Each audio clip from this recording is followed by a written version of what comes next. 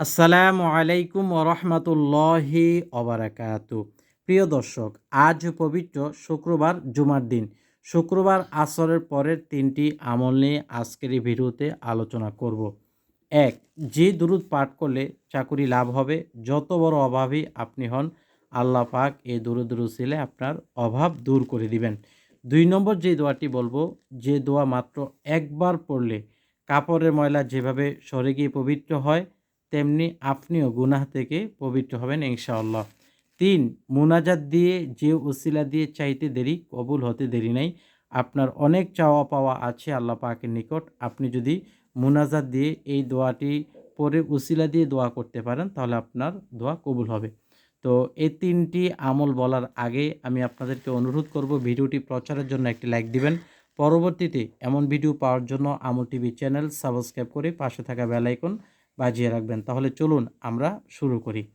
প্রথমে আমরা জানব যে দুরূদ পাঠ করলে চাকুরি লাভ হবে এবং যত বড় অভাবী হন, আল্লাহ পাক আপনার অভাব দূর করবেন।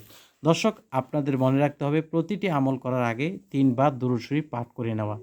দুরূদ শরীফ স্বাভাবিকভাবে আমরা অনেকগুলি পাঠ করে থাকি, দুরূদ ইব্রাহিম বা ছোট ছোট দুরূদ। তো যদি পারেন দুরূদ ইব্রাহিম পাঠ করে নেবেন, আর যদি সেটা আপনার কাছে বড় মনে হয় তাহলে একেবারে সংক্ষিপ্ত পাঠ করতে পারেন, আল্লাহুম্মা সাল্লি আলা মুহাম্মাদ আন-নাবিয়্যিল উম্মি ওয়া আলিহি ওয়াসাল্লিম। আরও সংক্ষিপ্ত আছে সাল্লাল্লাহু আলাইহি ওয়াসাল্লাম। তো যে কোনো দরুদ শরীফ 3 বার পাঠ করে এরপর আপনি বিসমিল্লাহর সহিত আমলগুলো করবেন। তো এটা যেহেতু প্রথম আমল, এখানে লেখা আছে চাকুরি লাভের আমল বা দরুদে নারিয়া। তো এই দরুদে নারিয়া বা যে কোনো দোয়া পাঠের আগে আমরা এভাবেই 3 বার দরুদ পাঠ করে নিই, সাল্লাল্লাহু আলাইহি ওয়াসাল্লাম, সাল্লাল্লাহু আলাইহি ওয়াসাল্লাম, সাল্লাল্লাহু আলাইহি ওয়াসাল্লাম। বিসমিল্লাহির রহমানির রহিম। আল্লাহুম্মা সল্লি সলাতান কামিলাতান ওয়া সাল্লিম সালামান তাম্মা আলা সাইয়্যিদিনা মুহাম্মাদিনিল্লাযী তানহাল্লু বিহিল উকাদু ওয়া তানফারিজু বিহিল কুরাবু ওয়া তুকদা বিহিল হাওয়াইজু ওয়া তুনালু বিহির রাগাইবু ওয়া হুসনুল খাওয়াতিমু ওয়া ইউস্তাসকাল গামামু বিওয়াজহিহিল কারীম ওয়া আলা আলিহি ওয়া সাহবিহি ফি কুল্লি লামহাতিন ওয়া নাফাসিন বিআদাদি কুল্লি মা'লুমিন লাকা ইয়া আল্লাহ। এই দুরূদ শরীফের ফজিলত বা এই দুরূদ শরীফ পাঠ করে অসংখ্য অনুগ্রহের দোয়া করা হয় ও সাথে সাথে নবী করিম সাল্লাল্লাহু আলাইহি ওয়াসাল্লামকে উদ্দেশ্য করে কল্যাণের উদ্দেশ্যে মুনাজাত করা হয়। দর্শক, এই দুরূদ আমরা কেন আসরের পরে পাঠ করব? এখানে তো এমন কোনো লেখা নেই যে আসরের পরে পাঠ করলে এই ফজিলত। বাকি এই দুরূদ পাঠ করলে এই ফজিলত, এখন এটা আপনি যে কোনো সময় পাঠ করতে পারেন। আসরের পর যত দোয়া কবুল হয় সেই হিসেবে আমরা আসরের পরে এই আমলগুলো করতে পারি। দর্শক, এখন আসুন আমরা 2 নম্বর আমলে যাই। তার আগে আরেকটি কথা বলবো, এই আপনার এটা মুখস্থ করে আমলটি করতে হবে এমন নয়। আপনি বই দেখে দেখেও করতে পারবেন বা আমাদের ভিডিওটি চালু করেও করতে পারবেন। 2 নম্বর আমল হলো মাত্র একটা দোয়া, যে দোয়ায় আপনি গুনাহ থেকে মুক্ত হবেন বা পবিত্র হবেন। এটি দোয়ার ভান্ডার 140 নম্বর পৃষ্ঠা আছে দোয়াটি। আমি আপনাদেরকে দেখিয়ে দিই 140 নম্বরের। বিসমিল্লাহির রহমানির রহিম। আল্লাহুম্মা বাঈদ বাইনি ওয়া বাইনা যামবি কামা বা'আদতা বাইনাল মাশরিকি ওয়াল মাগরিবি ওয়া নাক্কিনি মিন খতিআতি কামা নাক্কাইতাস সাওবা মিনাদ দানাস। অর্থটি দেখুন কত সুন্দর। হে আল্লাহ, আপনি আমার মাঝে ও আমার গুনাহের মাঝে দূরত্ব সৃষ্টি করুন, যেমন আপনি পূর্ব ও পশ্চিমের মাঝে দূরত্ব সৃষ্টি করেছেন। আর আমাকে আমার গুনাহ থেকে পবিত্র করুন, যেমন আপনি কাফরকে ময়লা থেকে পবিত্র করেন। সুবহানাল্লাহি ওয়া বিহামদিহি। এই দরুদটি শুদ্ধ করে পাঠ করতে হবে।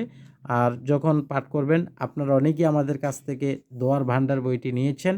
দোয়ার ভান্ডার বইটি দেখে দেখে পাঠ করতে পারেন। এরপরও যদি কারো কাছে দোয়ার ভান্ডার বইটি না থাকে, তাহলে আমি নাম্বারটি এখানে দিয়ে দিই। নাম্বারে আমাদের সাথে যোগাযোগ করে দোয়ার ভান্ডার বইটি নিয়ে যাবেন। 01878415560। এই নাম্বারটি স্ক্রিনশট দিয়ে রেখে দিন। এই নাম্বারে ইমো বা হোয়াটসঅ্যাপে আপনার মেসেজ করলে বা ঠিকানা দিলে বইটি ইনশাআল্লাহ নিতে পারবেন। এখন সর্বশেষ আপনি যে মুনাজাত দিবেন, আল্লাহর কাছে দোয়া করবেন, আপনি আল্লাহর কাছে চাইবেন, আপনার মনের ভিতরে অনেক আশা এবং অনেক কিছু চাওয়া যে আল্লাহ আমার ছেলেটা বিদেশে পাঠাইতে চাই, হচ্ছে না, যাওয়ার লাইন ব্যবস্থা হচ্ছে না, বা আপনি অনেক অভাবী বা আপনি অনেক চিন্তাগ্রস্ত, যে কোনো দোয়া আপনি করবেন। তো মুনাজাত দিবেন। মুনাজাত দিয়ে আপনারা ইসমে আজম, এটার ফজিলতটি আমি আগে আপনাদেরকে দেখাই। এই হাদিসটি বুরাইদা রাদিয়াল্লাহু আনহু থেকে বর্ণিত যে রাসূলুল্লাহ সাল্লাল্লাহু আলাইহি ওয়াসাল্লাম দেখেন যে এক ব্যক্তি নামাজরত অবস্থায় এই দোয়ার উপরে কথাগুলো বলছে, মানে এই দোয়াগুলো বলে, দোয়াটা পড়ে তারপর তার নিজের কথাগুলো বলছে। তখন তিনি বললেন, অর্থাৎ নবীজি সাল্লাল্লাহু আলাইহি ওয়াসাল্লাম বললেন, অল্লাযী নাফসি, ওই সত্তার কসম, মানে আল্লাহর কসম, নাফসি বিয়াদিহি, যার হাতে আমার প্রাণ। কি বলছে? নিশ্চয়ই এই ব্যক্তি আল্লাহর কাছে তার ইসমে আজম ধরে প্রার্থনা করছে, যে নাম ধরে ডাকলে তিনি সাড়া দেন এবং যে নাম ধরে চাইলে তিনি প্রদান করেন, এই নামগুলো আর কি। এটা হাদিসটি সহি, অর্থাৎ সহি হাদিস। তো এই যে ইসমে আজম, আমি ইসমে আজমটি পাঠ করে শুনাই।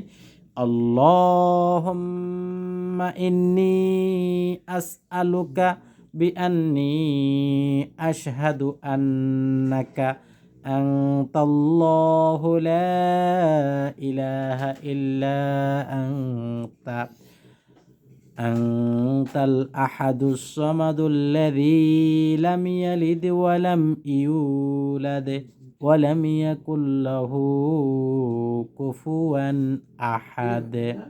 এই ইসমে আজমটি পাঠ করে বলবেন যে আল্লাহ, এই ইসমে আজমের উসিলে আপনি আমার জীবনের গুনাহগুলো মাফ করেন। এই ইসমে আজমের উসিলে আমার পরিবারের উপর শান্তি বর্ষণ করেন। এই ইসমে আজমের উসিলায় আপনি আমার মনের নেক আশাগুলো পূর্ণ করেন। এই ইসমে আজমের উসিলায় আমার সকল বিপদ থেকে মুক্তি দান করেন। এইভাবে বলে তারপরে সুবহানা রব্বিকা রব্বিল ইজ্জাতি আম্মা ইয়াসিফুন ওয়া সালামুন আলাল মুরসালিন ওয়ালহামদুলিল্লাহি রব্বিল আলামিন বলে মুনাজাত শেষ করবেন। দর্শক, যদি ভালো লাগে তাহলে লাইক দিয়ে শেয়ার করবেন আর আমার টিভি চ্যানেল সাবস্ক্রাইব করে পাশে থাকবেন। আসসালামু আলাইকুম ওয়া রাহমাতুল্লাহি ওয়া বারাকাতুহু।